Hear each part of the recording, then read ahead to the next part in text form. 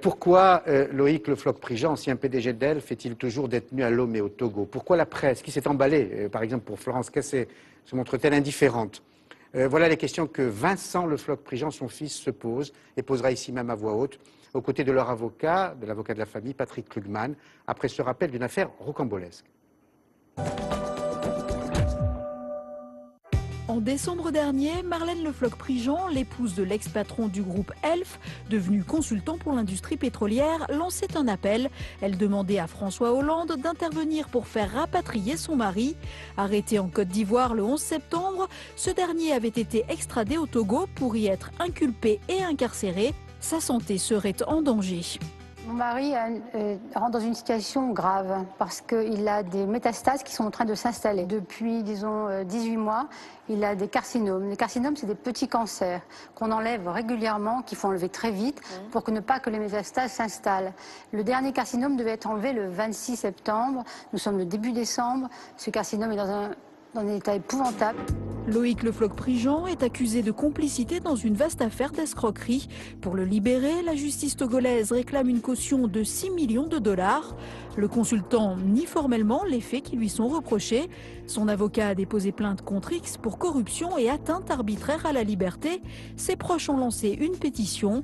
Quant aux autorités françaises, elles affirment être mobilisées et suivre le dossier. Vincent Le Floch-Prigent, bonsoir. Merci d'être là. Patrick Klugman, bonsoir. Vous êtes l'avocat de la famille, je l'ai dit, merci d'être là. Avant de vous entendre l'un et l'autre, un mot, Laetitia, en signe d'espoir possible. Oui, le Premier ministre qui est venu en Europe la semaine dernière a déclaré lors de son voyage que l'exécutif de son pays ne serait pas opposé, si la justice le décidait, au rapatriement sanitaire de Loïc Le Floch-Prigent. Lors de son passage à Paris, il a d'ailleurs rencontré Laurent Fabius. Vous aviez cette info ? Oui, bien sûr, mais je vais vous donner une information qui n'est parue nulle part. J'ai reçu hier, vendredi, une convocation pour une confrontation de Loïc Le Floch-Prigent. Alors on ne sait pas avec qui, mais c'est peut-être le début d'une rejudiciarisation de cette affaire qui, immanquablement, constatera que Loïc Le Floch-Prigent n'a rien à voir à faire, et je l'espère, permettra de rapatrier Loïc Le Floch-Prigent. Donc on a ce petit signe, parce que pour le moment, il ne s'est rien passé depuis son arrestation. Il a été interrogé 3 fois sans connaître son dossier. Donc en septembre 2012. Il a été interrogé 3 fois en septembre, sans connaître son dossier, sans connaître les charges. Il a parlé spontanément, et depuis il ne se passe rien, à part la maladie qui gagne. Et là, vendredi, nous recevons une convocation pour ce mercredi. Donc voilà une information dont vous êtes le premier détenteur. Merci de me la donner. Ça veut dire que vous allez vous rendre sur place? Oui, évidemment. Voilà. Vous, est-ce que la famille va, ou le fils va venir avec vous? Non. Non.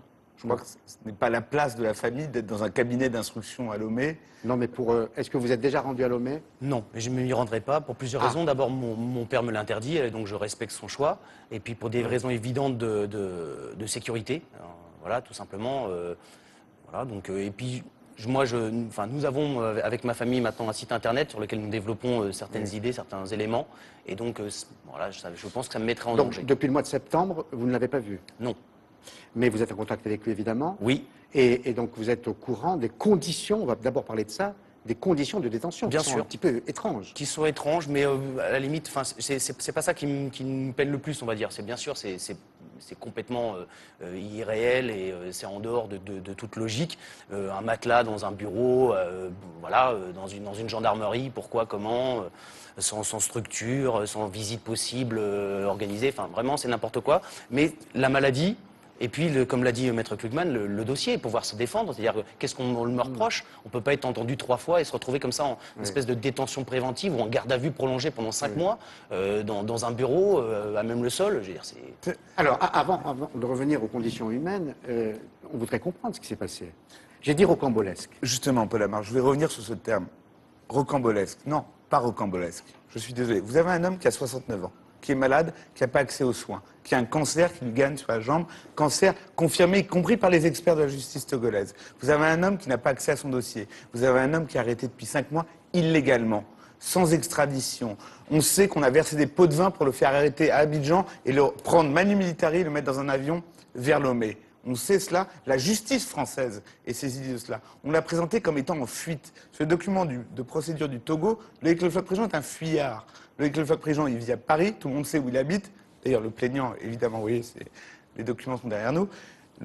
Tout le monde sait où il habite, il suffisait de lui envoyer une convocation. Il s'était même rendu à l'ambassade du Togo à Paris pour dire « je suis disponible ». Alors pourquoi? Arrestation truquée, illégale. Alors pourquoi? Alors pourquoi? Vous savez, vous demandez à un avocat de donner une raison qu'il ne peut pas donner. Moi, tout ce que je peux vous dire, c'est qu'il n'a rien à voir à faire dans cette histoire, ce que tout le monde sait, et qu'il est arrêté d'une manière illégale, qu'il est détenu de manière scandaleuse. Maintenant, on a bien compris que c'est un litige commercial d'affaires qui oppose Loïc Le Floch-Prigent au plaignant et que M. Al-Youssef, le plaignant, a voulu acculer Loïc Le Floch-Prigent pour récupérer certains avoirs, certaines affaires qu'ils avaient ensemble, notamment au Congo.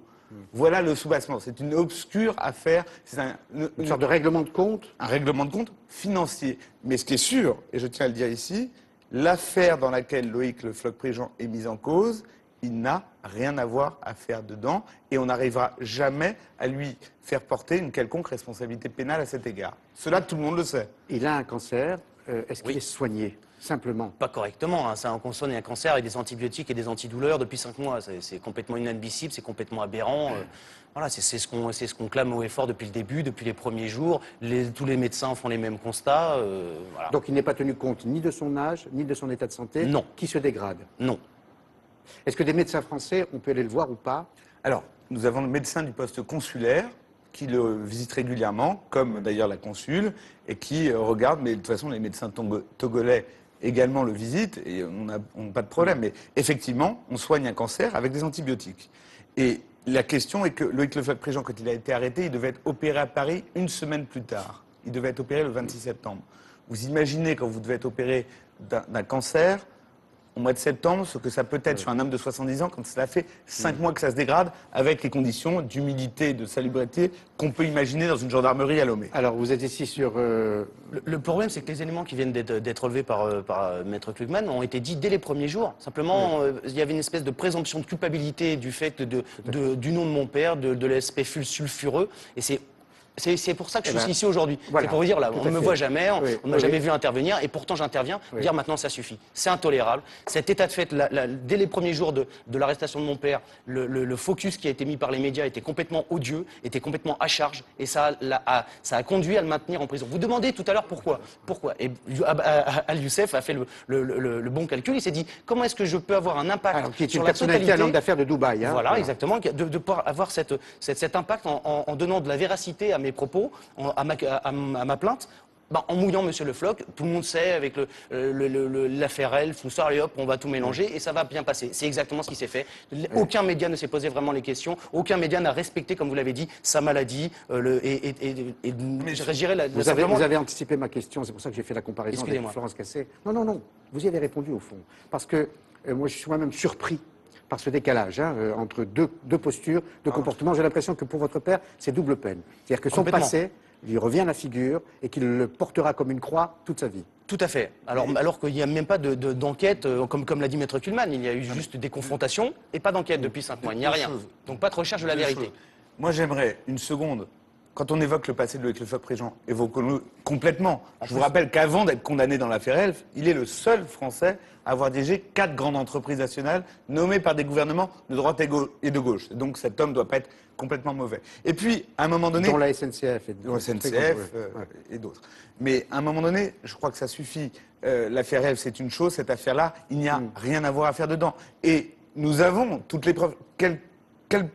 Peu importe la personne regardera ce dossier 5 minutes, verra d'ailleurs que le plaignant aurait déposé la même plainte à Paris, serait sorti menotté. Parce que nous explique le plaignant au Togo, à Lomé, la seule pièce que j'ai vue, c'est sa plainte. Il nous explique qu'il a versé des pots de vin partout et qu'il espérait pour cela faire main basse sur un trésor d'un dirigeant. Ça s'appelle de la corruption et du blanchiment. C'est pour ça que je parlais de rocambolesque, parce qu'il est question de dictateur, de trésor caché, de Saddam Hussein. Oui, mais Loïc Le Floch-Prigent n'a rien à voir à l'affaire avec ça. Vous allez partir mercredi pour Lomé. J'espère, si ça se confirme. Est-ce que vous... Je vais poser une question qui va peut-être vous surprendre. Est-ce que vous espérez revenir avec lui? Bien sûr. Bien sûr. Je sais que vous ferez tout pour ça, mais est-ce que vous l'espérez? Normalement, il suffit d'une demi-heure de confrontation pour relâcher Loïc Le Floch-Prigent. J'avais la faiblesse de croire que, arrêté le 15 septembre, le 16 septembre, je reviendrai avec lui. Ça se fera peut-être le 13 ou 14 février. C'est tout ce qu'on vous souhaite et vous serez les bienvenus. Merci. Voilà. S'il revient avec vous. Merci beaucoup d'avoir témoigné, Maître Klugman et Vincent Le Floch-Prigent, le fils de Loïc Le Floch-Prigent. Merci.